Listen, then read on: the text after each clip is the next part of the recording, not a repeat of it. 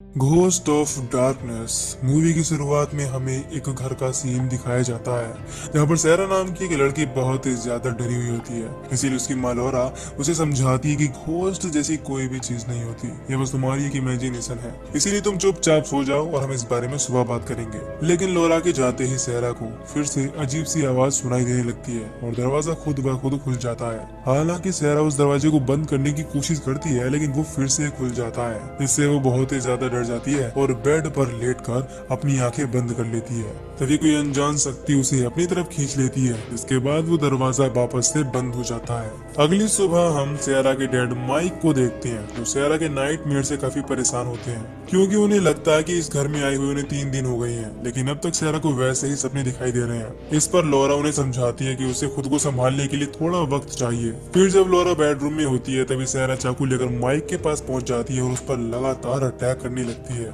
फिर जब उसकी आवाज सुनकर लौरा वहां पहुंचती है तो वो सैरा को इस तरह लगातार माइक पर अटैक करते हुए देख बहुत ही ज्यादा डर जाती है। तभी हम देखते हैं कि इस समय सैरा का चेहरा पूरी तरह से एक भूत यानी कि घोस्ट में बदल गया है और वो लौरा पर भी अटैक कर देती है। अगले सीन में हम जैक को देखते हैं जो उसी घर में पहुंचता है और वहाँ पर उसे जोनाथन नाम का एक और आदमी मिलता है। फिर हमें पता चलता है कि उन दोनों को ही एक कार्ड मिला है जिसमें उस केविन का एड्रेस लिखा हुआ था और मिलने के लिए उन्हें यहाँ पर बुलाया गया था। हालांकि इस बात से वो दोनों काफी हैरान थे। तभी वहाँ पर एक आदमी आता है जिसने उन दोनों को वहाँ पर बुलाया था। यहाँ पर हमें पता चलता है कि जैक और जोनाथन दोनों ही पैरानॉर्मल इन्वेस्टिगेटर हैं, इसीलिए ही उन्हें यहाँ पर बुलाया गया है। फिर वो आदमी उन दोनों को उस घर में पिछले 100 सालों में हुई सभी मौतों के बारे में बताता है और साथ ही साथ ये ऑफर देता है कि अगर वो दोनों 3 दिन तक इस घर में जिंदा बच गए तो वो उन्हें $50,000 देगा, क्योंकि इससे ये बात प्रूफ हो जाएगी कि ये घर हॉन्टेड नहीं है। इसके बाद वो आदमी उन दोनों को उस घर में मरे हुए लोगों की फोटोज भी दिखाता है और साथ ही साथ ये भी बताता है कि इस घर में कोई भी 3 दिन से ज्यादा जिंदा नहीं बचा है। फिर जैक और जोनाथन दोनों ही उस घर में रहने के लिए तैयार हो जाते हैं। तभी वो आदमी बताता है कि उन दोनों को इस घर में 3 दिन तक कैद रखा जाएगा और तब तक वो यहाँ से बाहर नहीं जा सकते हैं। इसके बाद वो आदमी उन दोनों के फोन और गाड़ी की चाबी भी ले लेता है। इस दौरान वो उन्हें आधे पैसे भी दे देता है और बताता है कि बाकी के आधे पैसे उन्हें काम खत्म होने के बाद दिए जाएंगे। इसके बाद वो आदमी वहाँ से चला जाता है। फिर हम देखते हैं कि जैक अपने साथ कुछ टूल्स भी ले आया होता है जिसकी मदद से वो आसपास हो रही पैरानॉर्मल एक्टिविटी को महसूस कर सके। हालांकि इस दौरान वो जोनाथन का मजाक भी उड़ाता है, क्योंकि उसे लगता है कि जोनाथन लोगों को बेवकूफ बनाकर उनसे पैसे कमाता है। लेकिन जब जोनाथन उसे बताता है कि मैं लोगों की मदद करता हूँ तो वो कहता है कि ठीक है, फिर तुम अपनी इस बात को प्रूफ करो और मुझे भी घोस्ट को बुलाकर दिखाओ। ये सुनकर वो जैक से कहता है कि ये चीजें ऐसे काम नहीं करती। इस पर जैक कहता है कि तुम जैसे लोगों के पास हमेशा ही कुछ न कुछ बहाना होता है, लेकिन मेरे पास ऐसे टूल हैं जिनकी मदद से मैं सारी चीजें प्रूफ कर सकता हूँ और मैं ऐसा करके रहूंगा। फिर हम देखते हैं कि जोनाथन इन्वेस्टिगेशन करते हुए सारा के रूम में पहुंचता है जहाँ पर वो उसी दरवाजे को खोलने की कोशिश करता है, लेकिन वो उसके बिना टच किए ही खुल जाता है, जिस बात से वो काफी हैरान होता है। तभी उसे वहाँ पर किसी सुपर पावर होने का सिग्नल मिलता है, लेकिन वो चेक कर पाता उससे पहले ही उसे जोनाथन आवाज लगाने लगता है। इसके बाद वो वहाँ से चला जाता है। उसके जाने के बाद हम देखते हैं कि वो दरवाजा खुद ब खुद खुल जाता है, जो कि काफी डरावनी बात थी। तब जैक जोनाथन को ढूंढते हुए एक गलियारे तक पहुंचता है। वहां पर दरवाजा खुद ब खुद बंद हो जाता है और उसे फिर से किसी सुपर पावर होने का सिग्नल मिलने लगता है। इसके बाद वो उस दरवाजे की तरफ बढ़ता है और उसे खोलने की कोशिश करता है, लेकिन तभी वहां पर जोनाथन पहुंच जाता है, जिससे जैक बहुत ही ज्यादा डर जाता है। फिर जोनाथन उसे बताता है कि मैंने इस दरवाजे को खोलने की कोशिश की थी लेकिन ये लॉक है। फिर जैक जोनाथन से उसे बुलाने का रीजन पूछता है तो वो बताता है कि मुझे कुछ मिला है। फिर वो उसे एक रूम में ले जाता है जहाँ पर उसे एक पुरानी इटालियन शॉटगन मिली थी। इस दौरान जोनाथन जैक को बताता है कि ये शॉटगन पहले से ही लोडेड है।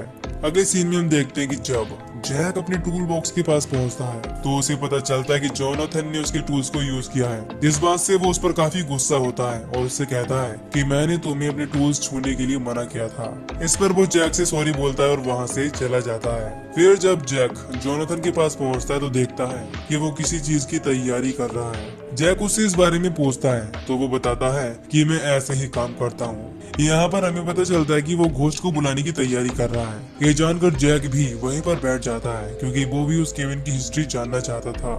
इसके बाद जोनाथन उस घर में मौजूद घोस्ट को बुलाने की कोशिश करता है, लेकिन वो इस चीज में पूरी तरह से नाकाम रहता है। इससे जैक वहां से चला जाता है। तभी जोनाथन को वहां पर किसी घोस्ट के होने का एहसास होता है, जो उसे वार्न करता है कि उसके पास यहाँ से बचकर निकलने के लिए सिर्फ 2 रातें और बची हैं। इधर जैक को दिखाया जाता है जो एक रूम में पहुंचता है। वहां पर उसे अपनी वाइफ रेबेका दिखाई देती है, जो पूरी तरह से खून में भीगी हुई एक बाथ टब में बैठी होती है। फिर वो जैक के देखते ही देखते चाकू से अपना गला काट लेती है। इस दौरान वो कह रही होती है कि उसने मुझे ऐसा करने पर मजबूर कर दिया।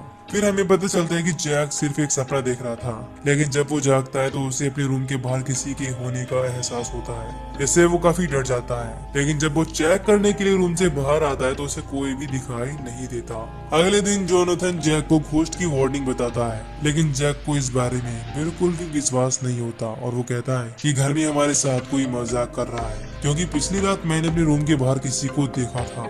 हालांकि इस दौरान जोनाथन उसे समझाने की कोशिश करता है कि शायद हम किसी बड़ी मुसीबत में हैं, लेकिन वो उसकी बातों को नहीं मानता।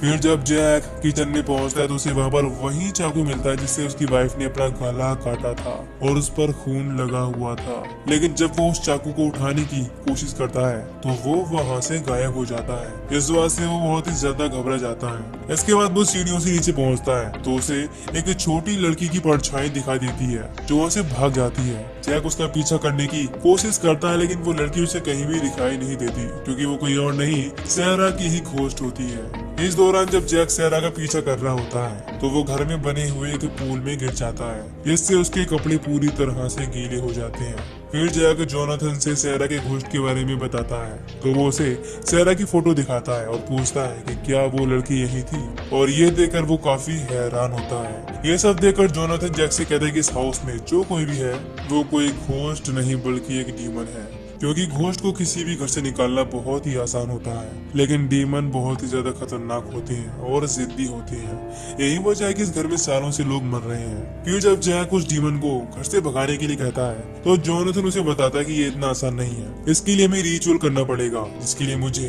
डीमोनोलॉजी की बुक को अच्छे से पढ़ना होगा। अगले सीन में जैक जोनाथन को वॉकी टॉकी देकर बेसमेंट में पहुंचता है, क्योंकि उसे लगता है कि शायद उसे बेसमेंट से कुछ मिल जाए। वहां पर उसे एक अजीब सा सिंबल बना हुआ दिखाई देता है, जो कि खून से बनाया गया था। तभी उसे दीवार में लिखे हुए बहुत सारे अजीब से नाम भी दिखते हैं, जो कि डीमन के होते हैं। ये देखकर वो बहुत ही ज्यादा हैरान होता है। तभी वो कुछ समझ पाता, इससे पहले ही वहाँ पर एक बहुत ही खतरनाक घोस्ट आ जाती है, जो बुरी तरह से चिल्लाने लगती है। लेकिन जब जैक आसपास देखता है तो वहाँ पर उसे कोई भी दिखाई नहीं देता। इधर जोनाथन जब जैक को वार्न करने की कोशिश करता है तभी उसे एक भूत दिखाई देता है, जो कि बहुत ही ज्यादा खतरनाक दिख रहा था, और वो कोई और नहीं माइक होता है। इसे देखकर जोनाथन बहुत ही ज्यादा डर जाता है। तभी माइक उस पर चाकू से अटैक कर देता है, जिससे उसका हाथ कट जाता है। अगले सीन में जैक उसका बैंडेज करता है। उसी समय वहाँ पर रखा हुआ फोन बजने लगता है, लेकिन जब जोनाथन उसे उठाता है तो उसे दूसरी तरफ से किसी की भी आवाज सुनाई नहीं देती। तभी वो देखता है कि फोन की वायर कटी हुई है। इस बात से वो दोनों बहुत ही ज्यादा हैरान होते हैं। उसी समय फिर से फोन बजने लगता है। जब जोनाथन चेक करता है तो उसमें से किसी और की नहीं बल्कि जैक की वाइफ रेबेका की आवाज आती है, जो जैक से कहती है कि मेरे साथ जो भी हुआ है उसमें किसी और की नहीं, सिर्फ तुम्हारी गलती है। ये सुनकर जैक बहुत ही ज्यादा दुखी होता है। फिर हमें पता चलता है कि रेबेका एक साइकिक थी, जो घोस्ट से बात कर सकती थी। लेकिन जब उसने जैक को ये बताया कि उसने एक ईविल घोस्ट से बात की तो उसे इन बातों पर विश्वास नहीं हुआ और उसे लगा कि वो पागल हो गई है। इसी वजह से वो मारी गई, क्योंकि उस ईविल घोस्ट ने उसे पजेस कर लिया। इसीलिए उसने जैक के सामने ही अपना गला काट लिया। और जैक को इस बात का अभी भी अफसोस है कि वो वहाँ पर रहकर भी कुछ नहीं कर पाया। और इससे हम समझ पाते हैं कि उसकी वाइफ बहुत पहले ही मर चुकी है और जैक उसे बचाने में नाकाम हो गया था। खैर अब जैक को उन बातों पर विश्वास हो गया था और इसीलिए वो बहुत ही ज्यादा दुखी होता है। अगली सुबह जब जैक जोनाथन के पास पहुंचता है तो जोनाथन उसे बताता है कि उसका इस घर में होना कोई इत्तेफाक नहीं है, बल्कि ये एक सोची समझी साजिश है, क्योंकि इस घर में सबसे पहले जो फैमिली मारी गई थी वो भी जैक की फैमिली से ही रिलेट करती है। ये सुनकर जैक काफी हैरान होता है। इसके बाद उन्हें एक फोटो मिलती है। इससे उन्हें पता चलता है कि उन्हें यहाँ पर बुलाने वाला वो आदमी कोई और नहीं बल्कि एक डीमन ही है। ये जानकर जोनाथन कहता है कि हमें उसे भगाने के लिए रिचुअल करना पड़ेगा। फिर जब वो रिचुअल स्टार्ट करता है तभी जैक को किसी की आवाज सुनाई देती है। वो उसकी तरफ जाता है। हालांकि जोनाथन उसे रोकने की कोशिश करता है, लेकिन जैक उसकी कोई भी बात नहीं सुनता। फिर जब वो बेडरूम में पहुंचता है तो वहाँ पर उसे रेबेका दिखाई देती है, जो कि अब एक घोस्ट बन चुकी थी और बहुत ही ज्यादा खतरनाक दिख रही थी। उसे देखकर जैक बहुत ही ज्यादा डर जाता है और जोनाथन को आवाज लगाता है। जब जोनाथन वहाँ पर पहुंचता है तभी उसके सामने एक घोस्ट आ जाती है। हालांकि उसी समय जैक भी वहाँ पर आ जाता है, जो उससे घर से बाहर निकलने के लिए कहता है, लेकिन जोनाथन उसे समझाता है कि हमें पहले अपना रिचुअल पूरा करना पड़ेगा। फिर जब एक घोस्ट उन पर अटैक करने की कोशिश करती है तो जोनाथन उसे शॉर्ट गन से शूट करके मार देता है। यह देखकर वो दोनों काफी खुश होते हैं। फिर जैक जोनाथन को उस घोस्ट पर नजर रखने के लिए कहता है और वहाँ से चला जाता है। इसके बाद वो एक फोटोग्राफ लेकर आता है, जिससे हमें पता चलता है कि वो घोस्ट किसी और का नहीं बल्कि लॉरा का है। तभी उनके सामने एक बहुत ही खतरनाक घोस्ट आ जाता है, जिसे देखकर वो दोनों बहुत ही ज्यादा डर जाते हैं। तभी जोनाथन जैक को उसे रोकने के लिए कहकर रिचुअल कंप्लीट करने चला जाता है। फिर जैक उस घोस्ट को शॉर्ट गन से शूट करने की कोशिश करता है, लेकिन उस घोस्ट को कोई भी असर नहीं होता। फिर वो उस पर चाकू से भी अटैक करता है, लेकिन उस घोस्ट को इस बात से कोई भी फर्क नहीं पड़ता। इधर जोनाथन जब रिचुअल करने के लिए ऊपर पहुंचता है तो वहाँ पर उसे किसी लड़की के रोने की आवाज सुनाई देती है, लेकिन जब वो उसके पास पहुंचता है तो उसे पता चलता है कि वो एक घोस्ट है, जो जोनाथन के पैर पर चाकू से अटैक कर देती है। लेकिन इससे पहले कि वो घोस्ट जोनाथन को जान से मार पाती, वो उसके चेहरे पर नमक डाल देता है, इससे वो बहुत ही ज्यादा बौखला जाती है। तभी जोनाथन चाकू से उसके सर पर अटैक करके उसे भी मार देता है।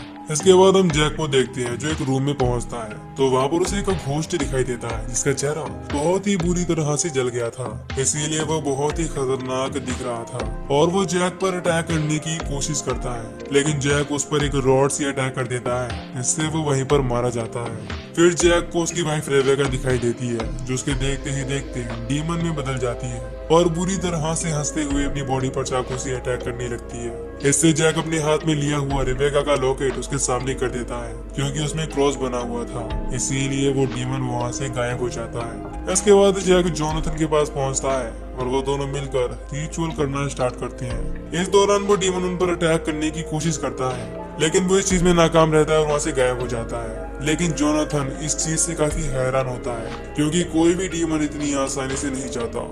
तभी वो देखता है कि अब उस डीमन ने जैक को पजेस कर लिया है। इससे जैक जोनाथन पर अटैक करने की कोशिश करता है, लेकिन जोनाथन वहाँ पर रखे हुए चाकू से उस पर अटैक कर देता है और उसे मार देता है। हालांकि उसे इस बात का काफी अफसोस था। फिर जब जोनाथन किसी तरह से बचकर उस घर से बाहर निकलता है, तभी उसे फिर से वो डीमन की आवाज सुनाई देती है, जो उससे कहता है कि तुमने बहुत जल्दी हार मान ली। ये सुनकर जोनाथन बहुत ही ज्यादा गुस्सा हो जाता है और उस पर शॉर्ट गन से अटैक कर देता है। इसी के साथ ये मूवी यहीं पर खत्म हो जाती है।